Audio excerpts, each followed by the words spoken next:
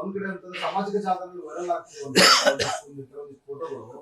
ನಿಜವಾಗಿ ರಾಮ ಭಕ್ತರ ಮೇಲೆ ಪ್ರೀತಿ ಇದ್ರೆ ಅದೇ ಶ್ರೀಕಾಂತ್ ಪೂಜಾರಿಗೆ MP ಟಿಕೆಟ್ ಕೊಡ್ಲಿ ಬಿಜೆಪಿ ಅವರು.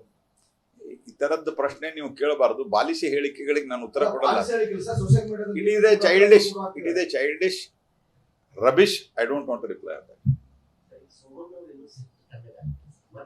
ಸೋಮಣ್ಣ ಅವರು ನಮ್ಮ ಜೊತೆಗಂತೂ ಮಾತಾಡಿದ್ದಾರೆ, ನನ್ನ ಜೊತೆಗೆ ಮಾತಾಡಿದ್ದಾರೆ. ಡೆಲ್ಲಿಗೆ ಬರ್ತೀನಿ ಅಂತ ಹೇಳಿದ್ದಾರೆ. ಡೆಲ್ಲಿಗೆ ಕರೆದು ಮಾತನಾಡಿ ಎಲ್ಲವೂ ಸರಿ ಹೋಗುತ್ತೆ.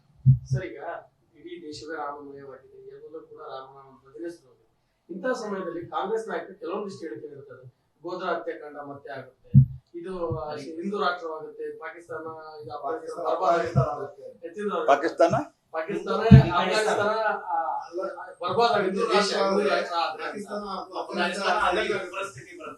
ನೋಡ್ರಿ, ತುಷ್ಟೀಕರಣದ ಇದು ತುಷ್ಟೀಕರಣದ ಪರಾಕಾಷ್ಠೆ. ಈ ದೇಶದಲ್ಲಿ ಹಿಂದೂಗಳ ಮೆಜಾರಿಟಿ ಇರೋ ಕಾರಣಕ್ಕಾಗಿ ಸೆಕ್ಯುಲರಿಸಮ್ ಅಫ್ಘಾನಿಸ್ತಾನದಲ್ಲಿ, ಇರಾನ್ದಲ್ಲಿ, ಇರಾಕ್ದಲ್ಲಿ ಮತ್ತು ಬೇರೆ ಅನೇಕ ದೇಶಗಳಲ್ಲಿ ಅಲ್ಲಿ ಜಾತ್ಯತೀತತೆ ಇಲ್ಲ. ನಮ್ಮಲ್ಲಿ ಹಿಂದೂಗಳಲ್ಲಿ ಅತ್ಯಂತ ಸಹಜವಾಗಿ ಜಾತ್ಯತೀತತೆ ಇದೆ. ಅತ್ಯಂತ ಸಹಜ ಇದು. ಯಾಕಂದ್ರೆ ನಮ್ಮಲ್ಲಿ ಒಂದೇ ದೇವತೆಗಳನ್ನ ಪೂಜೆ ಮಾಡ್ಬೇಕು ಅನ್ನೋ ಕಲ್ಪನೆನೇ ಇಲ್ಲ. ಯಾರು ಬೇಕಾದ್ರೂ ಯಾರು ಮಾಡ್ಕೊಳ್ಳಿಲ್ಲ ಅಂದ್ರೂ ಅವನು ಸ್ವೀಕಾರ ಮಾಡುವಂಥ ಸಮಾಜ ನಮ್ದು.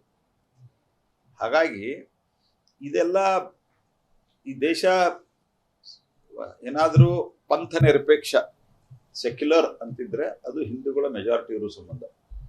ಇಲ್ಲಿ ಏನು ಉದಾತ್ತವಾದಂಥ ವಿಚಾರದಿಂದ ಅವ್ರಿಗೆ ತುಷ್ಟೀಕರಣದ ರಾಜಕಾರಣಕ್ಕಾಗಿ ಸಿದ್ದರಾಮಯ್ಯನವರು ಅವ್ರ ಮಗ ಹಿಂಗೆ ಮಾತಾಡ್ಕೋತಾ ಇದ್ರ ಜನ ಏನೋ ಮೊನ್ನೆ ನಾನು ಹಿಂದೂ ಹೇಳಿದ್ದೀನಿ, ಅನೇಕ ಕಾರಣಗಳಿಂದ ತಪ್ಪುಗಳಿಂದಾಗಿ ಅವ್ರು ಅಧಿಕಾರಕ್ಕೆ ಬಂದಿದ್ದಾರೆ. ದೇಶದಲ್ಲಿ ನೋಡ್ತಾ ಇದ್ದಾರೆ ಏನಾಗಿದೆ ಅವ್ರ ಸ್ಥಿತಿ. ಈ ಸರ್ತಿನೂ ಅವರು ಅಧಿಕೃತ ವಿರೋಧ ಪಕ್ಷ ಆಗೋದಿಲ್ಲ ಸಿದ್ದರಾಮಯ್ಯನವ್ರು ನೆನಪಿಡುವುದು. ರಾಮ ಮಂದಿರ ವಿಚಾರದಲ್ಲಿ ಸಾಕಷ್ಟು ಭ್ರಷ್ಟಾಚಾರ ಇದೆ. 17 ಲಕ್ಷ ಭೂಮಿ ಖರೀದಿ ಮಾಡಿದ್ರು. ಎಲ್ಲ ಎನ್ಕ್ವೈರಿ ಆಗಿ ಅದು ಎಲ್ಲವನ್ನೂ ಸಹಿತ ತಪ್ಪು ಸುಳ್ಳು ಅಂತ ಆಗಿದೆ. ಮತ್ತು ಇಫ್ ಎಟ್ ಆಲ್ ಯಾವುದಾದ್ರೂ ರಾಜ್ಯ ಸರ್ಕಾರದ ಮಟ್ಟದಲ್ಲಿ, ಕೇಂದ್ರ ಸರ್ಕಾರದಲ್ಲಂತೂ ಆಲ್ರೆಡಿ ಒಂದು ಬೆಂಚ್ ಮಾರ್ಕ್ ಸೆಟ್ ಆಗಿದೆ. ಯಾವುದೇ ರೀತಿಯಾದಂಥ ಕಪ್ಪು ಚುಕ್ಕೆ ಇರಲಾರ್ದಂಥ 10 ವರ್ಷ ನೆಹರು ಕಾಲದಲ್ಲಿ ನಡೆದಿರೋದಿಲ್ಲ, ಆದರೆ ಮೋದಿ ಕಾಲದಲ್ಲಿ ಒಂದೇ ಒಂದು ಕಪ್ಪು ಚುಕ್ಕೆ ಇರಲಾರ್ದಂತೆ ಸರ್ಕಾರ ನಡೆದಿದೆ.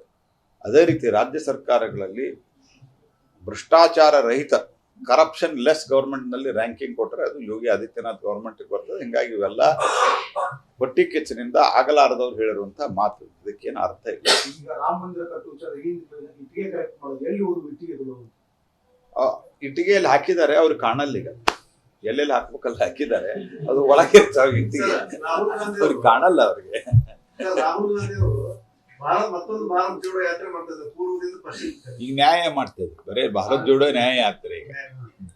ಈಗ ಆದ್ಮೇಲೆ 2 ರಾಜ್ಯ 3 ರಾಜ್ಯ ಕಳ್ಕೊಂಡಾರ. ಇದಾದ್ಮೇಲೆ ನನಗೆ ಡೆಲ್ಲಿಯಲ್ಲಿ ಒಂದು ಇದಕ್ಕೆ ಹೇಳಿದ್ರು ರಿಯಾಕ್ಷನ್, ತೆಲಂಗಾಣ ನೀವು ಯಾಕೆ ಸೋತ್ರಿ ಅಂತ. ಅಲ್ಲಿ ರಾಹುಲ್ ಗಾಂಧಿ ಪ್ರಚಾರಕ್ಕೆ ಹೋಗಿಲ್ಲ ಅಂತ. ಅವ್ರು ಎಲ್ಲೆಲ್ಲಿ ಹೋಗ್ತಾರಲ್ಲಿ ನಮ್ಗೆ ಬಹಳ ಅನುಕೂಲ ಆಗ್ತದೆ ಅಂತ ತೊಂದರೆ. ಚಲೋ, ಥ್ಯಾಂಕ್ ಯು.